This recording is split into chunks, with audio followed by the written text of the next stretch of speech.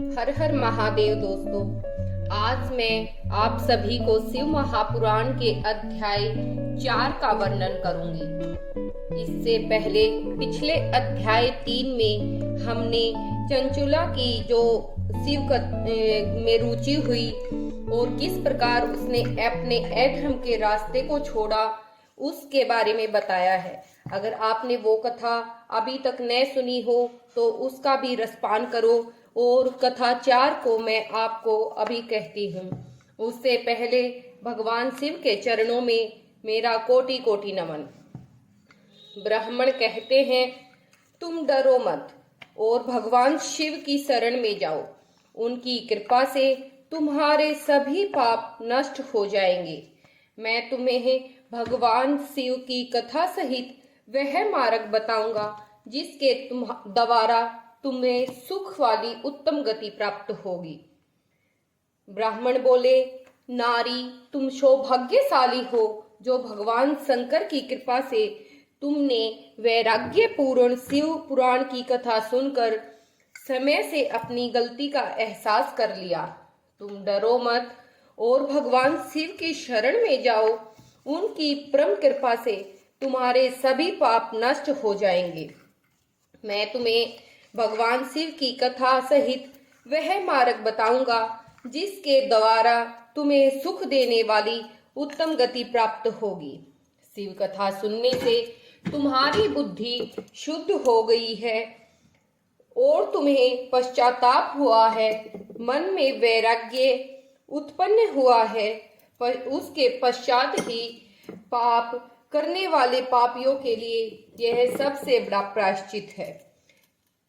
पाप करने के पश्चात जो प्रायश्चित करता है और भगवान की शरण में जाता है उसको भगवान एक मौका अपनी आत्म शुद्धि के लिए अवश्य देते हैं।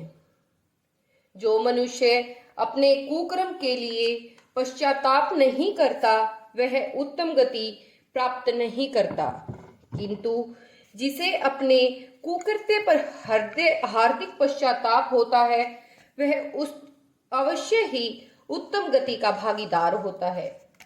इसमें कोई भी शक नहीं है। शिव पुराण की कथा सुनने से चित्त की शुद्धि और मन निर्मल हो जाता है। शुद्ध चित्त में ही भगवान शिव व पार्वती का वास होता है।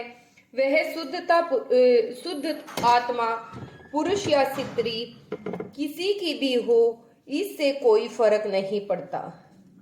शुद्ध आत्मा को हमेशा सदा शिव प्राप्त होते हैं। इस कथा का श्रवण सभी पुरुष और मनुष्यों के लिए कल्याणकारी है, अतः इसकी आराधना व सेवा करनी चाहिए। यह कथा भवबंधन रूपी रोग का नाश करने वाली है। भगवान शिव की कथा सुनकर हृदय में उसका मनन करना चाहिए। इससे चित्त की शुद्धि होती है। चित्त शुद्धि होने से ज्ञान और वैराग्य के साथ महेश्वर की भक्ति निश्चय ही प्रकट होती है तथा उनके अनुग्रह से दिव्य मुक्ति प्राप्त होती है। जो मनुष्य माया के प्रति आसक्त है वह इस संसार के बंधन से मुक्त नहीं हो पाता। हे ब्राह्मण पत्नी, तुम अन्य विषयों से अपने मन को हटाकर भगवान शंकर की इस पावन कथा को सुनो। इससे तुम्हारे चित्त को शुद्धि होगी और तुम्हें मोक्ष की प्राप्ति होगी। यह कथा मैं तुम्हारे लिए कहता हूँ। तुम अपने निर्मल हृदय से भगवान शिव के चरणों में चिंतन करना। उसकी एक ही जन्म में यह कथा सुनने से मुक्ति हो जाती है। सूत जी कहते हैं, सोनक, यह कहकर वे ब्राह्मण चुप हो गए। उनका हृदय करुणा से भर गया। वे ध्यान से मग्न हो गए। ब्राह्मण उक्त उपदेश देकर चंचला के नेत्रों में आनंद के आंसू छलक आए। वह हर्ष से भरे हृदय से ब्राह्मण देवता के चरणों में गिर गई और हाथ जोड़कर बोली, मैं कृतार्थ हो गई।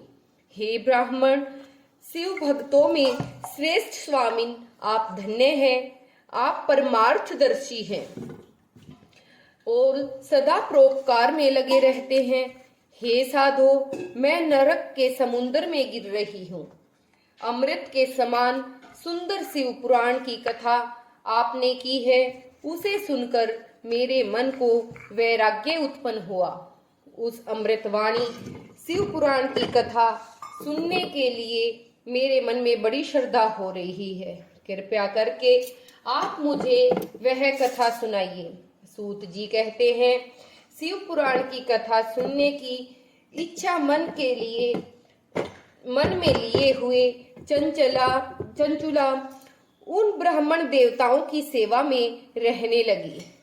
उस गोकर्ण नामक महाक्षेत्र में उन ब्राह्मण देवताओं के मुख से चंचुला शिव पुराण की भक्ति और ज्ञान वैराग्य बढ़ाने वाली और मुक्ति देने वाली परम उत्तम कथा सुनकर कृतार्थ हुई। उसका चित्त शुद्ध हो गया। वह अपने हृदय में शिव के सगुण रूप का चिंतन करने लगी। वह सदैव ही शिव की सच्चित आनंदमयी स्वरूप का स्मरण करती रहती थी। तत्पश्चात अपना संपूर्ण समय होने पर वह चंचुला ने बिना किसी के कष्ट से अपना शरीर त्याग दिया। उसे लेने के लिए एक दिव्य विमान वहां पर पहुंचा। यह विमान शोभा साधनों से सजा था एवं शिव के गणों से सुशोभित भी था। चंचुला विमान में शिवपुरी में पहुंची। उसके सारे पाप धुल गए। वह दिव्यांगना हो गई। वह गौरवांगनी देवी देव आभूषण पहने, मस्तक पर अर्धचंद्र का मुकुट व अन्य रूपी संसाधनों से सजी हुई वहां अपने सनातन के साथ शिवपुरी में पहुंची। उसने सनातन देवता त्रिनेत्रधारी महादेव को देखा। सभी देवता उससे प्रसन्न होकर देख रहे थे और उसकी भक्ति भाव को देखकर बड़े ही हर्षित हो रहे थे। 5 मुख और हर मुख में 3-3 नेत्र, मस्तक पर अर्धचंद्राकार मुकुट शोभायमान हो रहा था। कंठ में नील चिन्ह, उनके साथ में देवी गौरी विराजमान थी, जो विद्युत पुंज के समान प्रकाशित हो रही थी। महादेव जी की कांति कपूर के समान गौर थी। उनके शरीर पर श्वेत वस्त्र थे तथा शरीर श्वेत भस्म से युक्त था। इस प्रकार भगवान शिव के परम उज्जवल रूप के दर्शन कर चंचुला बहुत प्रसन्न हो गई। उसने भगवान शिव को बारंबार प्रणाम किया और हाथ जोड़कर आनंद और संतोष से युक्त हो विनीत भाव से खड़ी हो गई। उसके नेत्रों से आनंदमयी अश्रु धारा बहने लगी। भगवान शंकर और भगवती गौरी उमा ने करुणा के साथ सौम्य दृष्टि से देखकर चंचुला को अपने पास बुलाया। गौरी उमा ने उसे प्रेम पूर्वक अपनी सखी बना लिया। चंचुला सुख पूर्वक भगवान शिव के धाम में पहुंची। उमा देवी की सखी के रूप में वह वहां पर निवास करने लगी और अपने जीवन को सफल बनाया।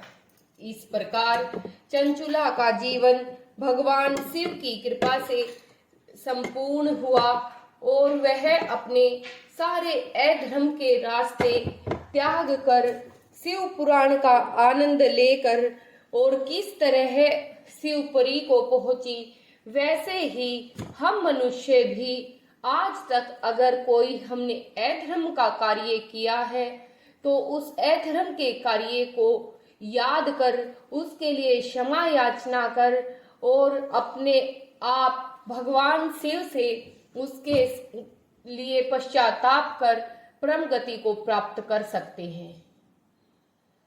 इस प्रकार हम भी शिवपुरी को जा सकते हैं। इसकी बस एक ही शर्त है कि हमारा मन निर्मल होना चाहिए। निर्मल मन हमेशा ही भगवान शिव के चरणों में रहता है और उस मन में भगवान शिव हमेशा वास करते हैं। भगवान शिव श्रावण मास में यहाँ अपने भक्तों की जो इच्छा है उसकी पूर्ति के लिए आते हैं। इसी के कारण वह हमेशा के लिए अपने भक्तों का संकट दूर करते हैं। इस प्रकार यह अध्याय संपूर्ण हुआ। अगले अध्याय के लिए आपको नई वीडियो कल सुबह 7 बजे मिलेगी। अगर आपको मेरी ये वीडियो अच्छी लगी और शिव कथा का रसपान किया तो वीडियो को लाइक और कमेंट सेक्शन में हर हर महादेव अवश्य लिखें। और मेरे से अगर कथा कहते समय कोई भूल हुई हो तो भगवान शिव उसको क्षमा याचना के लिए मुझे अपना भक्त समझे। सुनाने वाले और सुनने वाले सबका भला हो। बोलो हर हर महादेव, घर घर महादेव। जिसने की भक्ति वह तर गया, वह भक्त हर हर महादेव।